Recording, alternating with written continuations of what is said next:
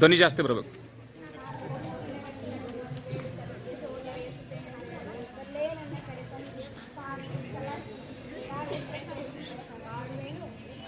ಧ್ವನಿ ಜೋರ್.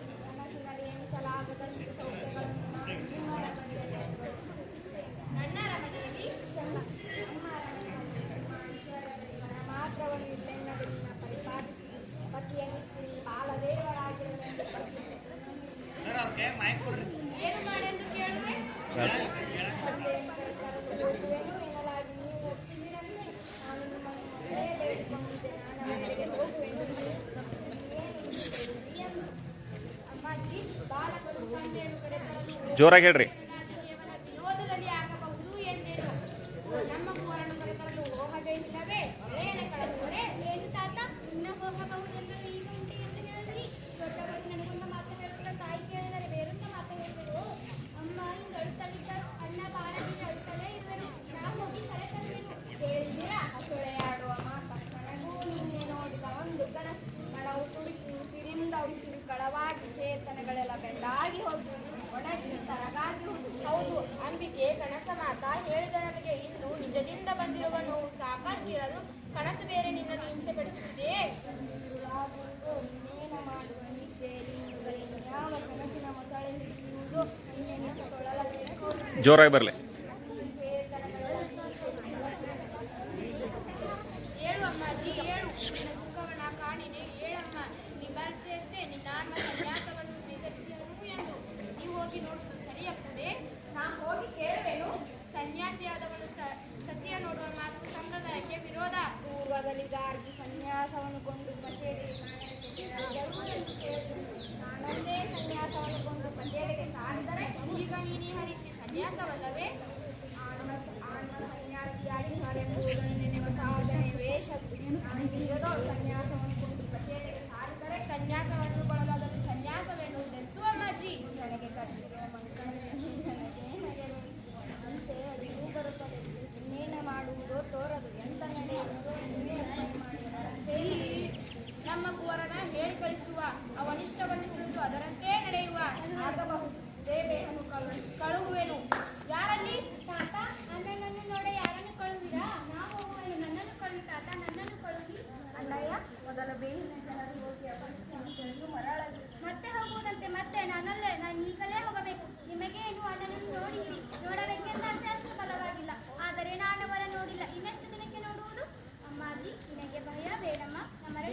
ನಮ್ಮ ನಿಜವಾಗಿಯೂ ಭಯ. ಅಲ್ಲಿ ಏನಿಲ್ಲ ನಮ್ಮ ಅಣ್ಣನ ಕಳುಹಿಸಮ್ಮ. ತಾತ ತಾತ ನನ್ನನ್ನು ಕಳುಹಿ ತಾತ. ನಾ ಮರಳಿ ಬರುವೆನು ತಾತ. ಅಣ್ಣನನ್ನು ನೋಡಬೇಕೆಂದು ಹೊರಡಲಿದ್ದು ಮಾತಾಡಬೇಕೆಂದು ನನಗೆ ಬಹು ಆಸೆ ಇದೆ. ಇರಲಿ ಸುಮ್ಮನಿರನ್ನ. ಕನಸು ನಿಜವಾಯಿತು. ಕನಸಿನಲ್ಲಿ ಕಂಡ ಹುಸಿ ನಿಜದೊಳೆ ಎದುರಿಗೆ ಬಂದು ಕೊಡು ನಿನ್ನ ಜೀವವನ್ನು ಎಂದು ಕೇಳುತ್ತಲಿ. ಅಮ್ಮ ನಾನು ಬರುವೆನು ಇಲ್ಲವೇ ಎಂದು ನಿನಗೆ ಬಯಲುವುದಾಗಿ ನಮ್ಮ ಜೊತೆಯಲ್ಲಿ ನಮ್ಮ ಅಂಗಡಿ ಕೇಳ್ಕೊಳ್ಳುವಮ್ಮ. ನಾವಿಬ್ಬರು ಹೋಗಿ ಅಣ್ಣನ ಕರೆ ತರುವಮ್ಮ. ಒಪ್ಪಮ್ಮ. ಅಂಬಿಕೆ ಏನೆಂಬೆ? ಬಾಲನಾಡಿದ ಮಾತಾ ಕೇಳಿದೆಯಾ? ಕೇಳಿದೆ ಸ್ವಾಮಿ. ಅಮ್ಮಾಜಿ ಭಯ ಕೊಡುತ್ತಾರೆ ನಾವು ಅರಿಯಬೇಕು. ಅಂಬಿಕೆ ಅಮ್ಮಾಜಿ ಏನೆಂಬೆ? ನಮ್ಮ ಅಂಬಿಕೆಯ ಜೊತೆಯಲ್ಲಿ ಬಾಲಕನ ಕಳಿಸಲು ಧೈರ್ಯವಾಗಿರಬಹುದೇ? ಏನು ಹೇಳುವೆ? ಏನೂ ತೋಚಲಿದೆ. ಅವರ ನೋಡುವ ಪುಣ್ಯ ಇದೆಯೋ ಇಲ್ಲವೋ ನಾನರಿ. ಬಾಲಕನು ತನ್ನ ತಂದೆಯನ್ನು ನೋಡಬೇಕೆಂದು ಆಶಿಸಲು ಬೇಡವೆನ್ನುವುದು ಸರಿಯೇ ಎಂದು ಅಂತರ್ಯ ಸಂದೇಹದೊಳಗಿರುವುದು. ಕಳುವುದು ನಿಮಗೆ ಕಳೆಯನ್ನು ತೋರಿದರೆ ಕಳುಹಿ, ಬೇಡವೇನೇ ನಾನು. ಅಮ್ಮ ಎಷ್ಟು ಒಳ್ಳೆಯವಳಮ್ಮ ನೀನು. ಅಂಬಿಕೆ ನಡೆ ಹೋಗಿ ಅಣ್ಣನು ಕರೆ ತರುವ. ತಾತ ನಾವು ಹೋಗಿ ಬರಲೇ? ಅಮ್ಮಾಜಿ ನಾವು ಹೋಗಿ ಬರಲೇವೇನಮ್ಮ? ಆಹಾ ಏನು ಉತ್ಸಾಹ ಇದು ಅಪ್ಪಾಜಿ. ಹೋಗಿ ಬಾ ಅಣ್ಣಯ್ಯ. ನನ್ನ ಮರೆ ಬದುಕೆಲ್ಲ ಬಯಲಾಯಿತು. ಅವರು ಹೋಗಿ ಬಾ ಹೋಗಿ ಬಾ. ನಮಗೆ ನನ್ನ ಮರೆ ನಾನು ತಪ್ಪಲ್ಲ ಅದು ನನ್ನ ವಿಧಿ ಎಂಬೆ. ನಿನ್ನ ವಿಧಿ ಕೆಟ್ಟುದು ಎಂದೆನಿಸದಿರು ಅಮ್ಮಾಜಿ. ನಿನ್ನರಸನೀಗ ಲೋಕಕ್ಕೆ ಪೂಜೆ ನೆನೆಸಿಯನು. ರಾಜ್ಯವಾಳುವುದೆಂಬ ಹಿರಿಮೆಯ ಜಗದ ಜೀವಿಗಳ ಉದ್ದರಿಪ ಹಿರಿಮೆಯನ್ನು ಅಳವಟ್ಟು ರಾಜ ಅಧಿರಾಜ ವೃಂದಗಳಿಂದ ಓಲೈಸಿಕೊಳ್ಳುತ್ತ ಚಕ್ರಾಧಿಪತಿಯಂತೆ ನಿಂತಿಯನ್ನು ಏಕೆ ಚಿಂತಿಸುವೆ? ಈ ಬಾಲಕನು ನಿನ್ನ 10 ವರ್ಷದ ತಪವೇ ಮೇವತ್ತು. ನಿನ್ನ ಆತ್ಮನು ಕರೆಯ ಹೊರಟಂತೆ ಹೊರಟಿ ಹನುವ. ವಿಧಿ ಅರೆತು ನಡೆಯುವ ಹವನದಲ್ಲಿ ಉದ್ಗಾತುಗಳು ಸ್ವರ ಹಿಡಿದು ಸೊಗಸಾಗಿ ನುಡಿಯುವ ಶಕ್ತಿ ಸೊಗಸಾಗಿ ನುಡಿಯುವ ಶಕ್ತಿಯ ಮಂತ್ರ ದೇವರನ್ನು ತರುವಂತೆ ನಮ್ಮ ಈ ಬಾಲಕನು ಸಿದ್ಧಾರ್ಥನನ್ನು ಬಿಡದೆ ತಂದೆ ತರುವನು. ಬಾ ಅಣ್ಣಯ್ಯ, ನಿನ್ನ ತಾಯಿಗೆ ಅಭಿವಂದಿಸು, ಬಹು ಹಿರಿ ಜೀವವಯ್ಯ ನಿನ್ನ ತಾಯಿಯದು, ಬಹು ಹಿರಿ ತಪ ಪುಣ್ಯ. ಒಮ್ಮೆ ಬಾಯಿ ಇಲ್ಲಿ ತಾಯಿಗೆ ಅಭಿವಂದಿಸು. ತಂದೆ ತಾಯಿಗಳ ಆಶೀರ್ವಾದ ಮತ್ತು ಪುಣ್ಯ ನಿನ್ನ ಮೇಲೆ ಸದಾ ಫಲಿಸಲಿ. ಸಿದ್ಧಾರ್ಥನನ್ನು ಕರೆತರುವ ಕಾರ್ಯದಲ್ಲಿ ನೀನು ಸಿದ್ಧಾರ್ಥನಪ್ಪಂತೆ ಯಶಸ್ವಿಯಾದ. ಧನ್ಯವಾದ. ಹಾಂ ನಾವು 8ನೇ ತರಗತಿಯ ವಿದ್ಯಾರ್ಥಿಗಳು. ನಾವು ಈಗ ಮಾಡಿದ ನಾಟಕ ಯಶೋಧರೆ. ನನ್ನ ಹೆಸರು ವೈಷ್ಣವಿ, ನಾನು ಮಾಡಿದ ಪಾತ್ರ ಯಶೋಧರೆ. ನನ್ನ ಹೆಸರು ರೂಪಾಳು, ನಾನು ಮಾಡಿದ ಪಾತ್ರ ರಾಜ.